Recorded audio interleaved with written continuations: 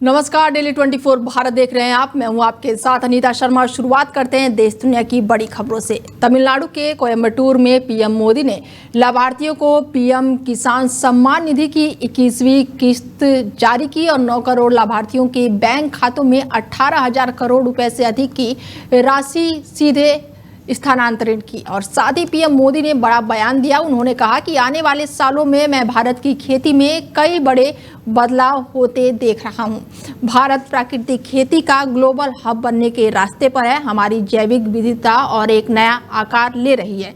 युवा भी इसे एक आधुनिक और व्यापक अवसर के रूप में देख रहे हैं। इससे ग्रामीण अर्थव्यवस्था को बढ़ावा मिलेगा और इसी मन से हमने किसानों को पीएम किसान निधि किस्त भी जारी की है। देश के कोने कोने से 18,000 करोड़ रुपए ट्रांसफर हुए और यहां के तमिलनाडु के किसानों के खाते में पीएम मोदी निधि के पैसे भी पहुंचे। और इस दौरान ऐश्वर्या राय भी मौके पर पहुंची थी, जहां उन्होंने प्रधानमंत्री नरेंद्र मोदी के पैर छुए। और इस दौरान ये वीडियो सोशल मीडिया पर तेजी से वायरल हो रहा है। हालांकि पहले आपको वो सुनवाते हैं जो प्रधानमंत्री मोदी ने जनता से संवाद किया मंच से। साथियों, आने वाले वर्षों में मैं भारत की खेती में कई बड़े बदलाव होते देख रहा हूं। भारत नेचुरल फार्मिंग का ग्लोबल हब बनने के रास्ते पर है। हमारी बायोडायवर्सिटी एक नया आकार ले रही है। देश के युवा भी अब एग्रीकल्चर को एक मॉडर्न स्केलेबल अपॉर्चुनिटी के रूप में देख रहे हैं। इससे देश की रूरल इकोनॉमी बहुत बड़ी ताकत मिलने जा रही है। पहले इसी मंच से हमने देश के किसानों को पीएम किसान सम्मान निधि की अगली किस्त जारी की है। देश के कोने कोने में किसानों को 18,000 करोड़ रुपए ट्रांसफर हुए हैं। यहां तमिलनाडु के भी लाखों किसानों के खाते में पीएम किसान सम्मान निधि के पैसे पहुंचे हैं। நண்பர்களே, இப்போது சற்று நேரம் अब रुक करते हैं राजनीति की ओर, जहां पर बता दें कि बिहार के लिए आज का दिन बेहद ही खास रहा। नीतीश कुमार को एनडीए ने अपना नेता चुन लिया है और अब नीतीश कुमार बतौर एनडीए नेता गुरुवार यानी कि कल ऐतिहासिक मैदान यानी कि गांधी मैदान में 10वीं बार मुख्यमंत्री पद की शपथ लेंगे। बिहार विधानसभा चुनाव में एनडीए ने 202 सीटों के साथ सत्ता में वापसी की है और कल पटना के ऐतिहासिक गांधी मैदान में भव्य समारोह में नीतीश कुमार सीएम पद की शपथ लेंगे और इस दौरान पीएम मोदी भी मौके पर मौजूद रहेंगे।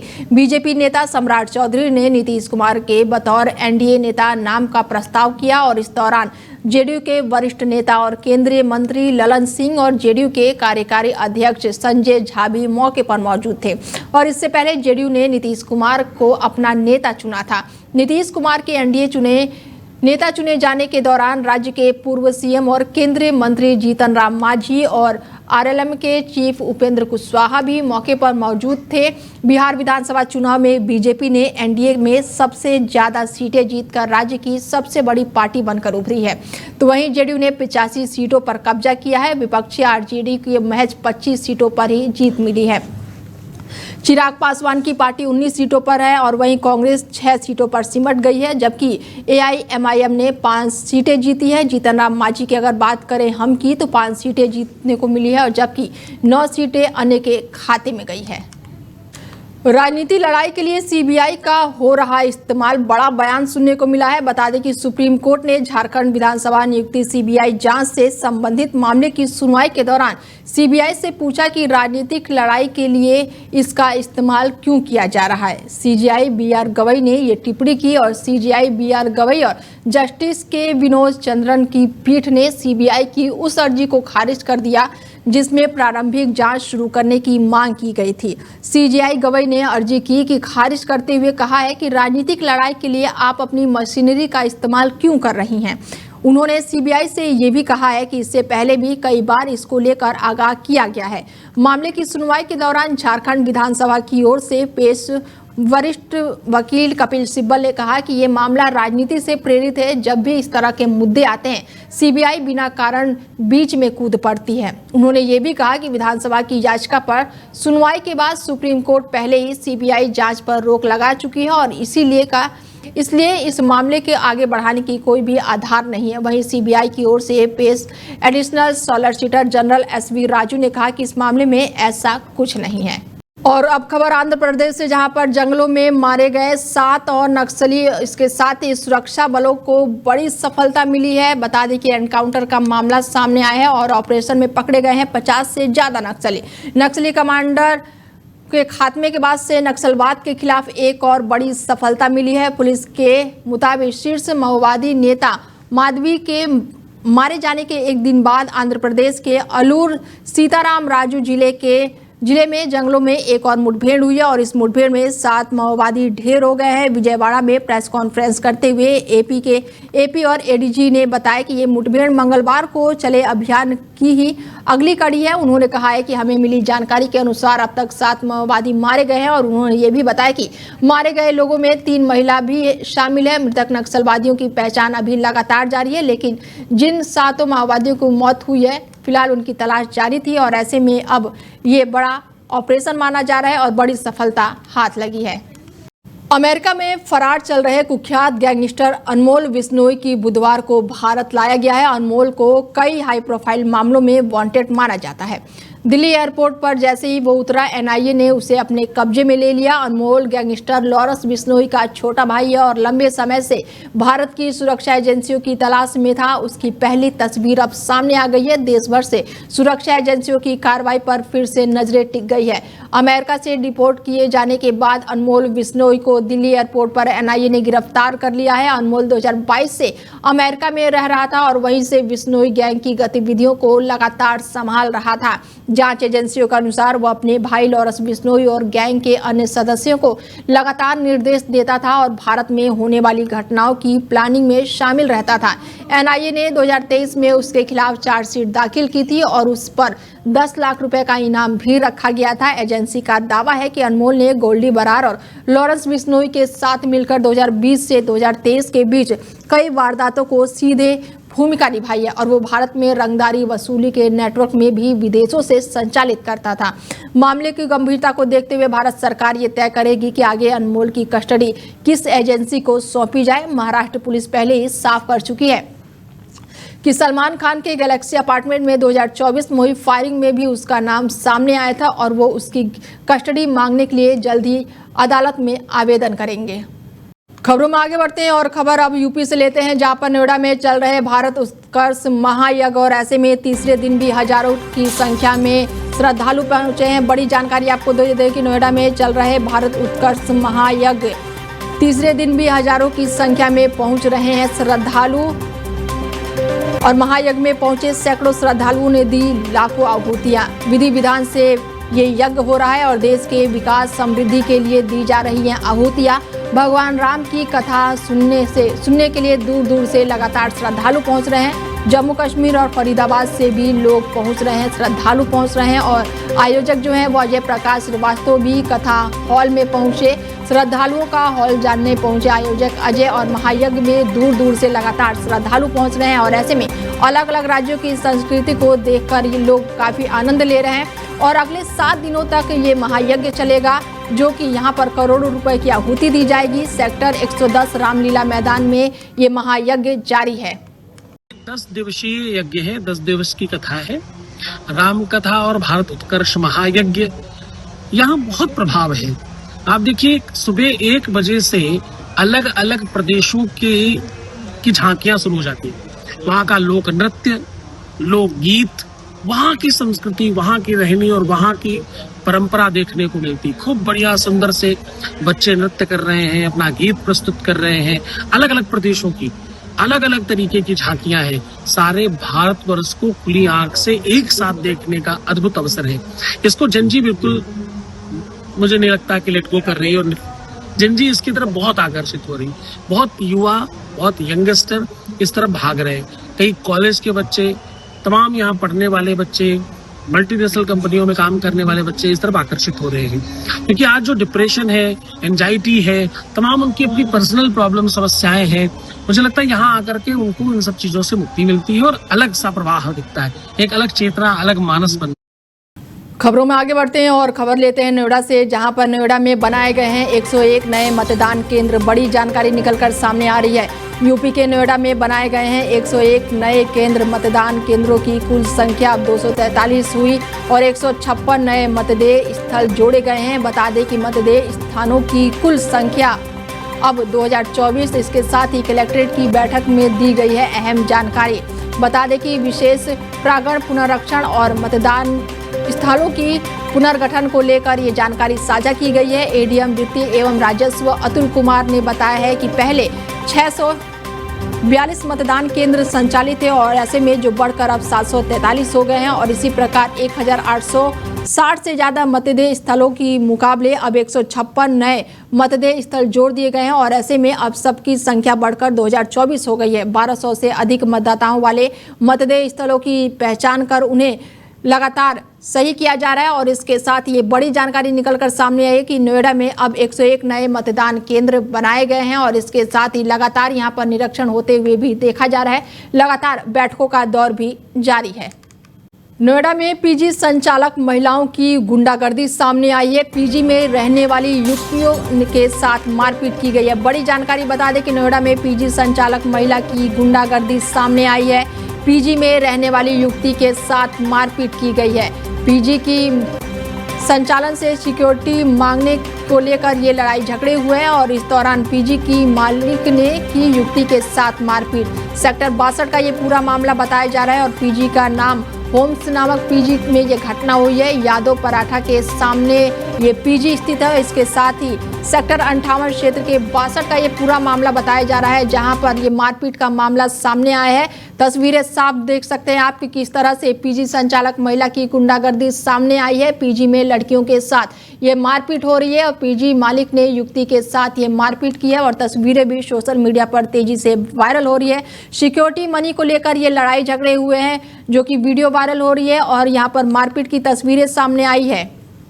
खबरों में आगे बढ़ते हैं और मार्ग अस्पताल की तकनीकी जांच जल्द शुरू होगी और 2 बार ऑक्सीजन पाइपलाइन में हुआ धमाका। बड़ी जानकारी आपको बता दें कि अस्पताल की तकनीकी जांच जल्द शुरू होगी और इसके साथ ही 2 बार ऑक्सीजन पाइपलाइन में हुआ था धमाका। बड़ी जानकारी निकलकर सामने आ रही है। धमाके के कारण निलंबित किया गया था अस्पताल और अब यहाँ पर एक बार फिर से जांच होगी। निलंबित अस्पताल को सील खोलने की अनुमति फिलहाल मिल गई है और ऐसे में धमाके के कारण निलंबित किया गया था अस्पताल और निलंबित अस्पताल की सील खोलने की अनुमति मिली है।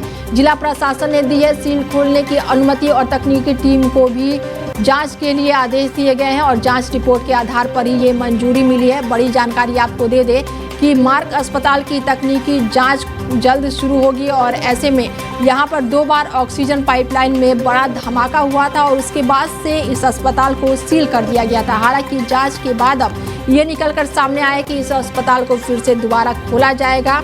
बता दें कि अग्निशमन उपकरण, ऑक्सीजन पाइपलाइन और सिलेंडरों का होगा पूरी तरह से तकनीकी और साथ ही नोएडा के सेक्टर 66 में स्थित है मार्ग अस्पताल और मेरठ स्थित तकनीकी टीम को भेजा गया है जांच के लिए और पत्र भी भेजा गया है। जांच रिपोर्ट के आधार पर ही अस्पताल को दोबारा संचालन की मंजूरी मिली है।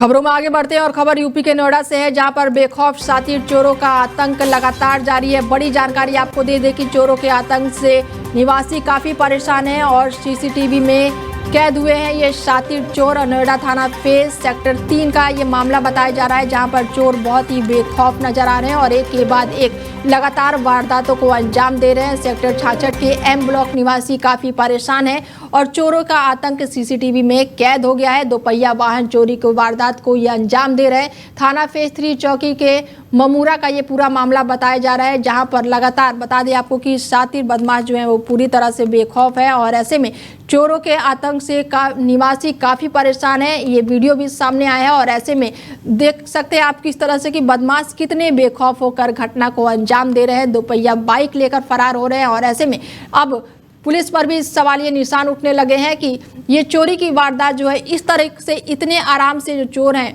वो चोरी की घटना को अंजाम दे रहे हैं। बता दें आपको कि चोर काफ़ी बेखौफ है और चोरों के आतंक से जो निवासी हैं वो काफ़ी परेशान हैं। खबरों में आगे बढ़ते हैं और नोएडा के सेक्टर 82 में बनाई गई रोड एलिवेटेड रोड का ट्रायल के तौर पर खोला गया है। बड़ी जानकारी आपको दे दें कि आज अगरपुरा में सेक्टर 82 तक बनाई गई ये रोड और एलिवेटेड रोड के ट्रायल के तौर पर अब ये खोला गया और करीब 5.5 किलोमीटर लंबी है एलिवेटेड रोड और 2020 में शुरू हुआ था निर्माण। आज से प्राधिकरण को बड़ी ये तकनीक है और इसके साथ ही 2022 तक निर्माण कार्य पूरा करना था और 3 साल देरी से बना है एलिवेटेड रोड। बड़ी जानकारी निकलकर सामने आ रही है।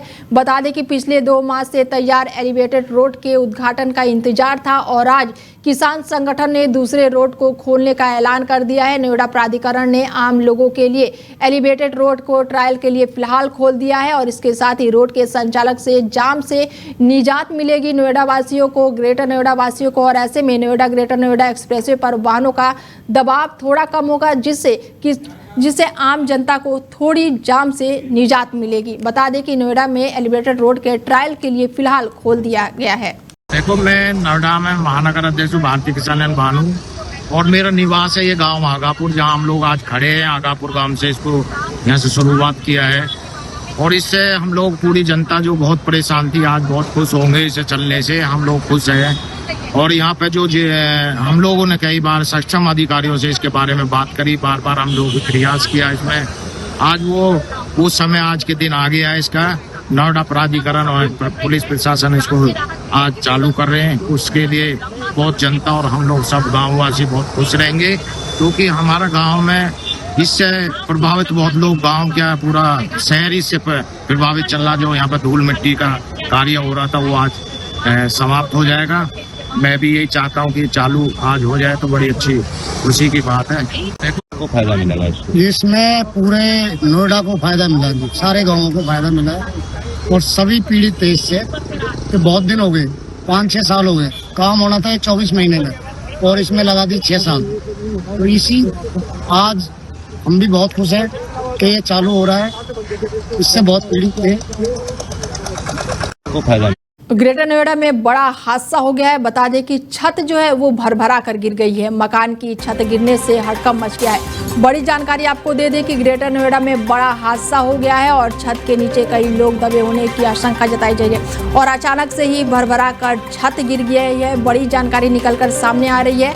मकान की छत गिरने से हड़कंप मच गया है। ग्रेटर नोएडा में ये बड़ा हादसा हुआ है और मौके पर फिलहाल पुलिस मौजूद है। बड़ी जानकारी आपको दे दें कि मकान की छत के नीचे कई लोग दबे हैं। बड़ी जानकारी, ग्रेटर नोएडा में बड़ा हादसा हो गया है और अचानक से ही छत गिर गई। मकान की छत गिरने से हड़कंप मच गया है। मौके पर फिलहाल पुलिस मौजूद है और मकान की छत के नीचे कई लोग दबे हो सकते हैं और कुछ लोगों को फिलहाल बाहर निकाला गया है। घायलों को इलाज के लिए अस्पताल में भर्ती कराया गया है। तो वहीं घटनास्थल पर एसडीआरएफ की टीम पहुंची है। ग्रेटर नोएडा के रबूपुरा का ये पूरा मामला बताया जा रहा है जहाँ पर छत गिर गई है और इस दौरान कई लोगों के दबे होने की आशंका है और ऐसे में कई लोगों को मलबे से बाहर निकाला गया है और हालांकि मौके पर एसडीआरएफ की टीम मौजूद है, पुलिस की टीम मौजूद है और ऐसे में घायलों को अस्पताल में भर्ती कराया गया है जहां पर उनका इलाज चल रहा है। बड़ी जानकारी निकलकर सामने आ रही है। बता दें कि ग्रेटर नोएडा में ये बड़ा हादसा हुआ है और छत गिरने से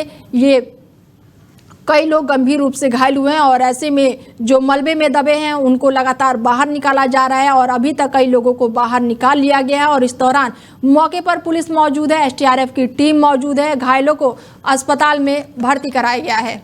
ग्रेटर नोएडा में फर्जी रॉ अफसर सुनीत कुमार गिरफ्तार किया गया है। बता दें कि बड़ी जानकारी, ग्रेटर नोएडा में एसडीआरएफ की बड़ी कार्रवाई देखने को मिल रही है और इस दौरान फर्जी रॉ अफसर सुनीत कुमार को गिरफ्तार किया गया है। बड़ी जानकारी निकलकर सामने, कभी रॉ कभी आर्मी ऑपरेशन अफसर बताता था आरोपी। फर्जी अफसर के पास से कई फर्जी दस्तावेज भी बरामद किए गए हैं। बड़ी जानकारी आपको दे दें कि ग्रेटर नोएडा में एसडीआरएफ की बड़ी कार्रवाई देखने को मिली है।